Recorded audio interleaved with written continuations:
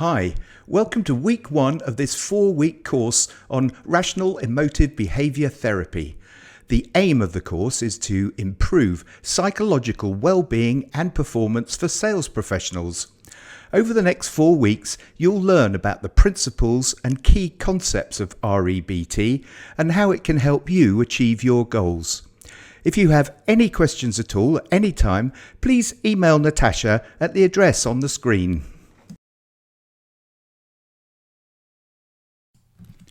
The origins of REBT are based on how an individual's beliefs strongly affect their emotional functioning and behaviours.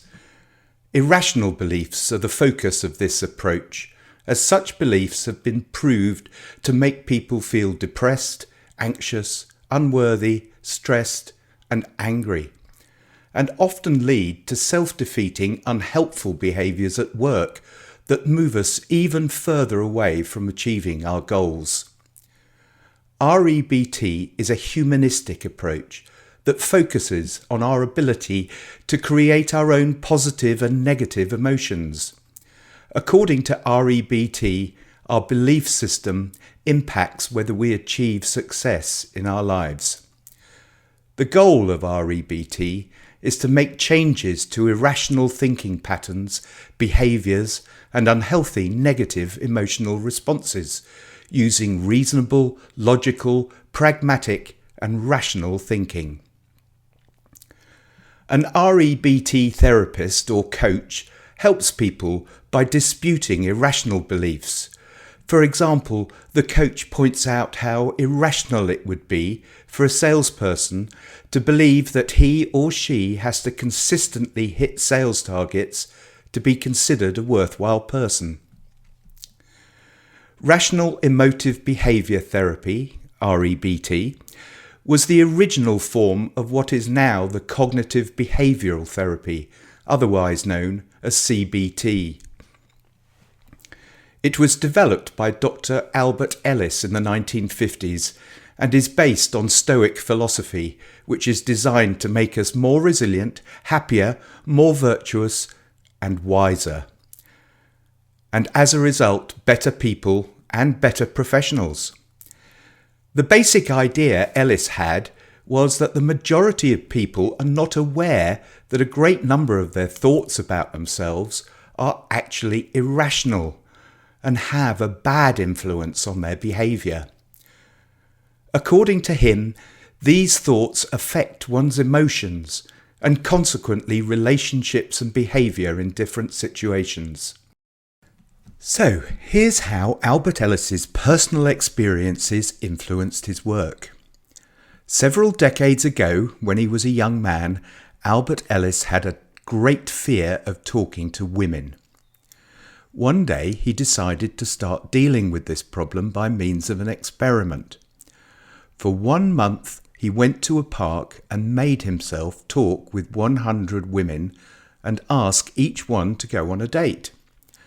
As the number of these women approached the desired number, he noticed that he found it increasingly easier to talk with them.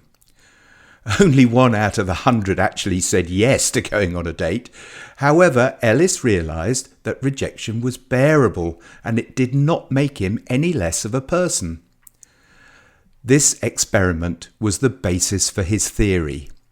That theory being that it is your initial thoughts about adversity that take you away from your goal and cause some irrational beliefs. Since Albert Ellis's REBT theory holds the notion that it is not events that directly cause maladaptive emotions and behaviours, rather it is the beliefs about the events that cause reactivity and distress.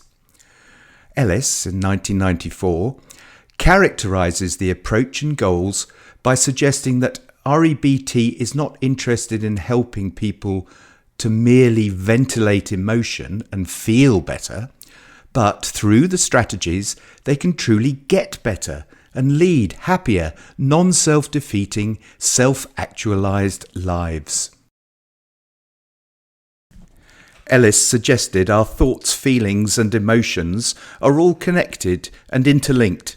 Each impacts upon another, therefore changing the way we think can help us to feel better and create more helpful behaviours and responses. Ellis found that irrational beliefs are a root cause of emotional distress and suggested they stem largely from core should, must, have to or need to statements. Some common irrational beliefs that we all face in a sales environment are demands about the self, other people or the world. These beliefs are known as the basic musts, which include the following thoughts. I must do well or else I'm no good. Other people must treat me fairly and kindly, and if they don't, they're no good and they deserve to be condemned and punished.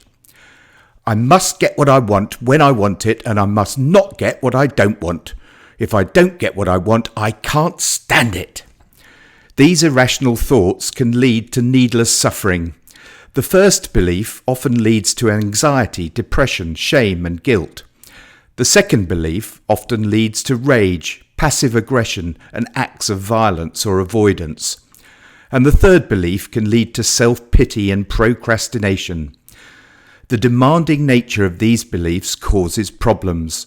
Therefore, being less demanding and more flexible in your belief system leads to healthy emotions and helpful behaviours.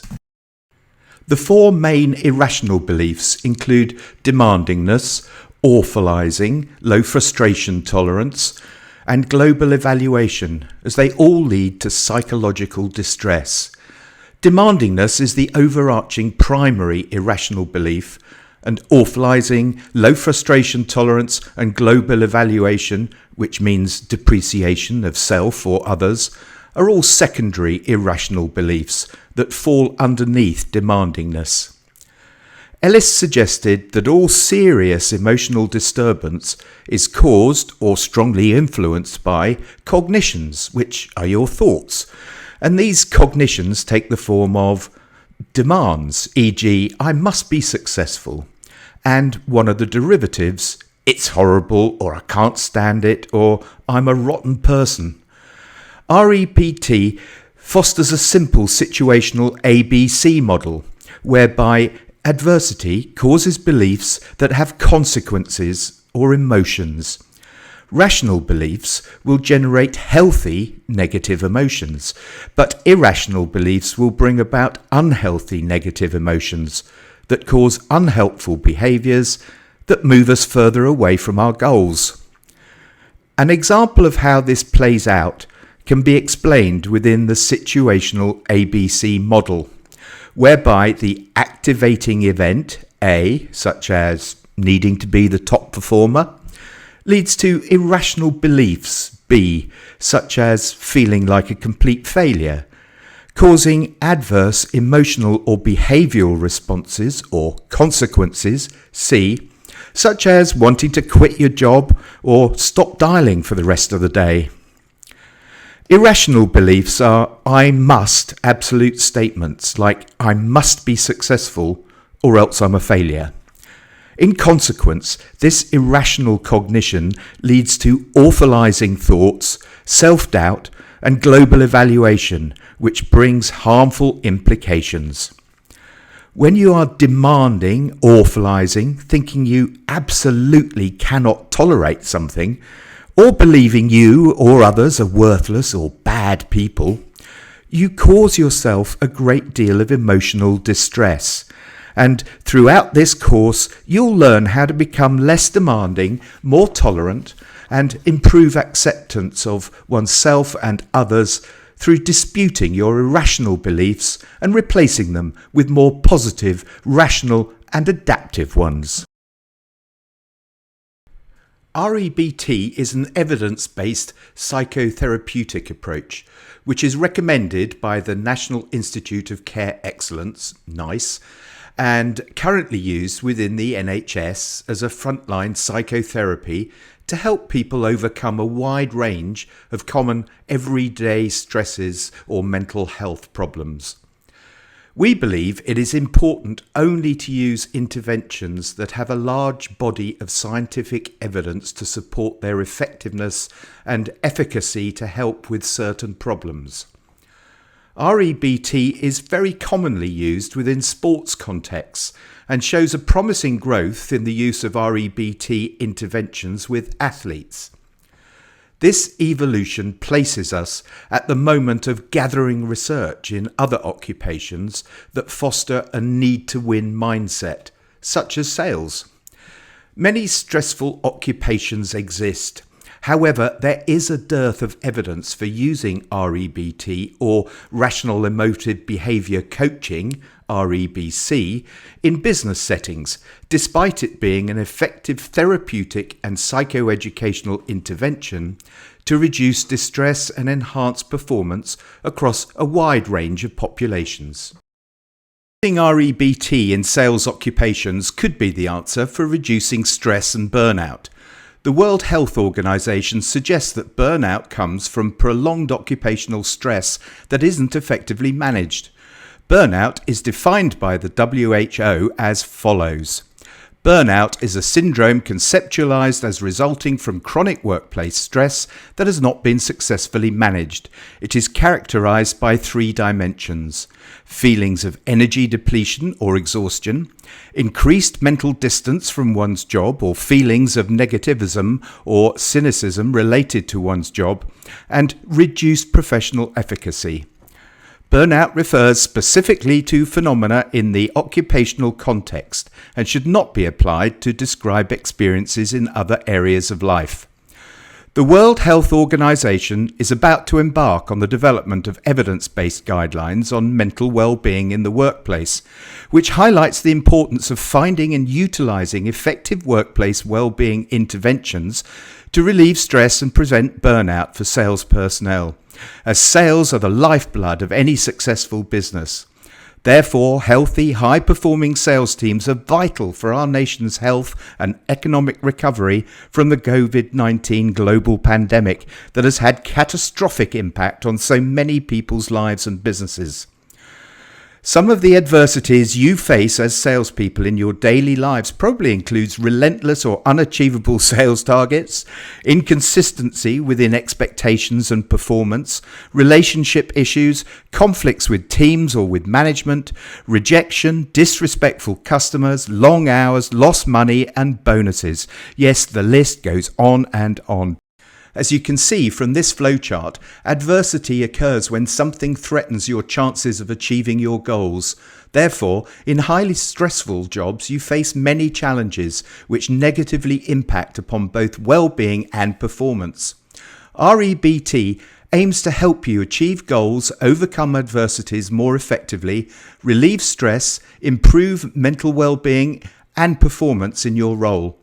So hopefully by the end of the 4-week course, you'll be able to see a positive difference at work and in your home life too, through using this simple but effective approach, which you will become familiar with. Ellis claimed that people believe external events are the reason for their unhappiness, but he suggests they are wrong. If a person does not accomplish a goal or fulfill a desire, they form irrational beliefs about it to explain what happened. According to him, the irrational beliefs are the real reason for their dissatisfaction. He explained this phenomenon using the GA-BCDE model of emotional disturbance. This GA-BCDE framework will be discussed in detail in next week's session, alongside how to identify your own irrational thoughts and unhealthy negative emotions. Okay, so that's it for today. You should hopefully have learned some of the basics of REBT. As with all cognitive behavioural therapeutic interventions, homework is a major component of the REBT process, because this is where the real positive, effective change happens. To reach a successful outcome, you must collaboratively engage in this process, both during and outside of the sessions. So, this week's homework task is to note down any adversities that occur at work over the next week. you may notice that you encounter signs of emotional distress or extreme reactions or avoidant or harmful behaviours or high stress levels. When you see the adversity or its activating events, jot them down, because these will be important for the remaining sessions. Also, note down how you felt and what your thoughts were when experiencing these workplace adversities. No one's going to see your homework, so always remember that being honest with yourself is key to achieving successful outcomes. Next week we'll break down the GABCDE framework so you can understand how your thoughts, emotions and behaviours are all interconnected, and how to identify your own irrational thoughts and unhealthy negative emotions. Okay, that's all for week 1, guys. Hope you have a better understanding of rational emotive behaviour therapy and have taken something useful away from this first session. Have a great week. Bye.